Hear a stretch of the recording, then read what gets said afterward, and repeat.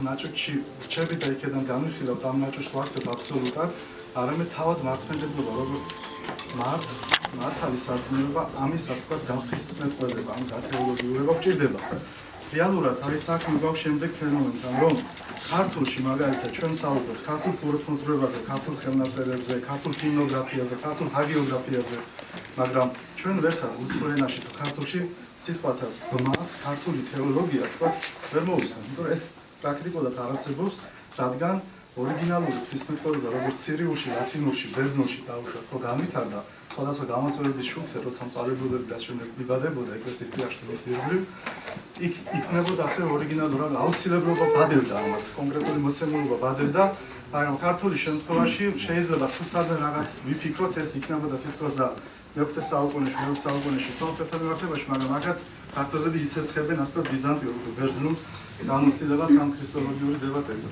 ასევე ჩვენ ორი კვირის წინ მქონდა სემინარი ვენაში და ამ სემინარის ფარგლებში ყავით ერთი შესავალი ჩვენი ასევე ცნობილი საეკლესიო პიროვნება იყო მე-3 საუკუნეში ეს იყო ალექსანდრე შმემანი და მას აქვს რუსულ კონტექსტზე საუბრობს, მე ეს ქართულთან ასე ვთქვათ დავაკავშირე. ანუ ის ამბობს, რომ რუსებმა, სლავებმა ქრისტიანობა მიიღეს მაშინ, როცა ის უკვე დასრულებული მოცემულობა იყო.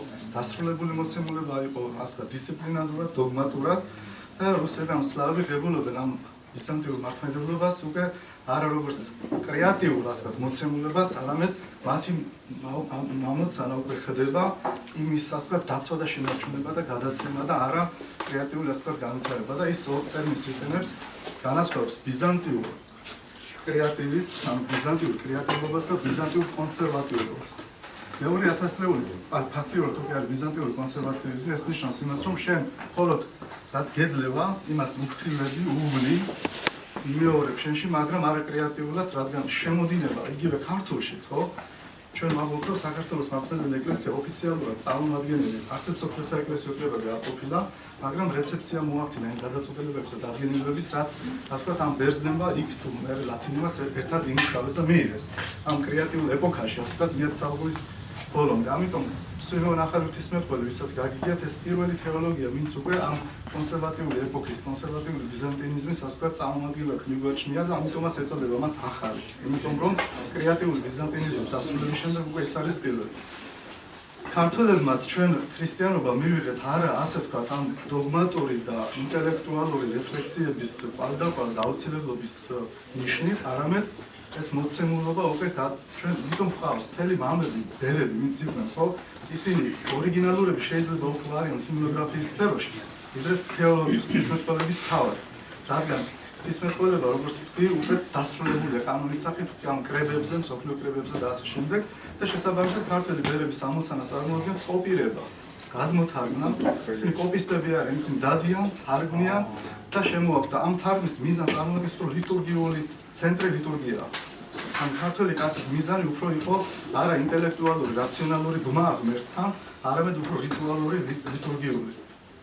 და მას აღარ ჭირდებოდა ეს წიაღწევი რაციონალური, რადგან პირდაპირ ურთიერთობაში იყო ეს ბუნებასთან და ბუნების გზით ალბათ ბუნების შემოქმედთან, ღმერთთან. და ლიტურგია იყო მისი მთავარი სარწმუნო ასე ვთქვათ.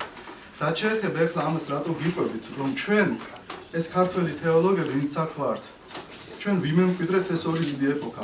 კრეატიული ბიზანტინიზმი, რასაც ქვია და შემდეგ ეს კონსერვატიული და ჩვენ ამ გამოწვევის წინაშე ვართ. იგივე ჩვენი ეკლესიის იერარქიების დაბნეულები არიან, მათ ინტუიციურად შეიძლება ეს არა, იმას გეუბნებით ვარ, კი ბატონო, მაგრამ თემის კომენტარ, როცა მათ შეხება უწევთ თეოლოგიებთან, რომლებიც რაღაც ინოვაციები გამოირჩევიან, ეს ინოვაცია მათთვის უკვე დაბნეული საგანია. ამიტომაც ჩვენი ასე ვთქვათ ჟანრი, ჩვენ რასაც ვაკეთებთ ახლა უფრო არის, რომ ჩვენ თავად დავეუფლოთ იმ ტექნიკას, რაც დასავლურ სამყაროს აქვს, აკადემიურ ტექნიკას და ეს გამოვიყენოთ შემდეგ ჩვენი დიდი რწმენის ნამდვილად ასე ვთქვათ არტიკულაციაში. ჩვენი სურვილი არის შევახვედროთ დასავლური აკადემიური ასე ვთქვათ სტანდარტი იმ რწმენასთან, იმ არა დეფინირებულ რწმენასთან, რაც ჩვენში არის. აღმოსავლეთში ეს არის, რა თქმა უნდა, დასავლეთში ეს არის და ჩვენ არ გვაქვს უფლება ამის სტიგმატიზაციას. სამწუხაროდ იგივე ეს დიალოგი, რაც კათოლიკებს და მართლმადიდებლებს შორის არსებობდა, შემდეგ ამის შესახებაც წერს ჩვენმანი რომ მოხდა ერთი მთლიანის გაყოფა და ამ ორი გაყოფილის მერე აბსოლუტიზირება. და ის რუსი სლავი რომელიც ღებულობს ამ ასე ვთქვათ ბიზანტიურ ქრისტიანობას ის ფიქრობს რომ ეს არის მთელი. მაგრამ ეს არ არის მთელი, არამედ მთლის ერთი ნახევარი არის, რომელიც აბსოლუტიზირება მოხდა. და გარღვევა ამის მერე იწყება მე-18 საუკუნეში, როცა პეტრე დიდი შემოდის იქ ცარ პეტრე, ეს მერე რენესანსი, ფილოსოფიური რაც იბადება უკვე რუსულში, ეს არის უკვე სწორედ ჯახი, დატაკება სწორედ ამ კრეატიულსა და კონსერვატიულ ბიზანტინისთან და ის თაობა, იგივე სოლოვიები ხომ ყველა ვინც იქ არიან, ხო, მოსკოვში ცენზურის გამო ითვლებიან რუს რელიგიურ ფილოსოფოსებად, მაგრამ იგივე რამდენიმე წლების შემდეგ ჩამოდიან ისინი პარიზში, ეს ხალხი არიან მართლმადიდებელი თეოლოგები. რატო? რომ მათ არ ქონდათ ამის იდენტობის გამოხატვის საშუალება იქ.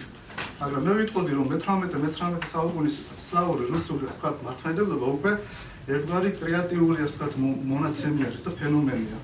და საქართველოში ეს დისკურსი როგორც ასეთი საფრთხისმეტყველო არც კონსერვატიული არსებობს, არც კრეატიული არ დავადებულა. რადგან ჩვენ კიდევ სხვა გამოწვევების წინაშე ვიდექით. ეს თაობა რომელიც წამოვიდა ახლა ჩვენ ჭირდება ახლა ამ ორიენტირის ასე ვთქვათ შენარჩუნება და არა გადაწყვეტილების მიღება ახლა ჩვენ კრეატიულები ვიქნებით მაგრამ ამის გამო აუცილებლობა არ არის ეს რაღაც ორიგინალური ღვთისმეტყველება განავითაროთ.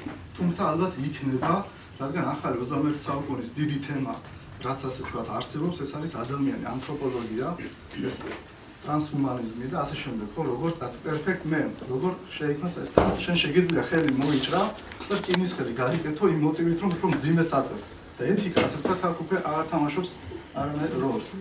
შესაბამისად დიდი გამოწვევა რაც იქნება ეს იქნება ასე ვთქვათ ანთროპოლოგიური საკითხი 21 საუკუნეში. რადგან თუ ათეიზმის იდეას წარმოადგენდა ღმერთის ხატის მოშლა და დანგრევა და დემონტაჟი, ასე ვერ მოხერხდა, ეხლა ჩვენ თუ ღმერთის ხატს ადამიანში წავშლით და ადამიანს მოუწყვეტავთ თავისი შემოქმედის ჩანაფიქრთან თუ როგორი განიზრახა ღმერთმა რომ ეს ყოფილიყო, შესაბამისად ჩვენ უკვე ვადებთ ახალ იკონოკლასს, ამ ახალ ხატმებრძოლებას.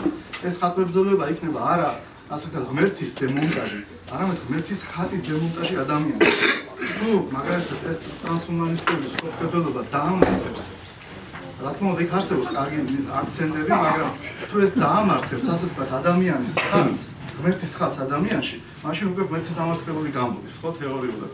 შესაბამისად მე ვხედავ აქ ახალ ასე ვთქვათ იკონოკლასს, ახალ ხატმებრძოლებას. რომელიც პარადინგის ცვლილება არის, ანუ თუ ღმერთი იყო მიზანი რომ ათეისტი გაემარჯვებდეს ვერ მოხერხდა, ეხლა თუ ადამიანს დაამარცხებთ და მას მოუწყვეტ თავის საწყისთან თუ ასე როგორი ჩაიტიტა ეს ღმერთმა, შესაბამისად უკვე ღმერთის დამარცხება, ანუ რა გაგებთ დაუხსნებელია, მაგრამ შეიძლება ადამიანში დაამარცხება ადამიანის წარმოშობით დემონტაჟი მოხდება, ხო მას. ამიტომ აქ ჩვენ გვჭირდება როგორც კრეატიული და ვიტყოდი ჩვენი ამოცანა როგორც ჩვენ შეხვედრა ამ კრეატიულსა და კონსერვატიულ შორის ღვთისმეტყველებაში. ორივეს რაღაც თავისი ადგილი აქვს. მარტო კრეატიული საშიშია, მარტო კონსერვატიული საშიშია. მაგრამ სინთეზი ამათი იქნებოდა ქართველი ღვთისმეტყველების ჰერმენევტიკული გზა.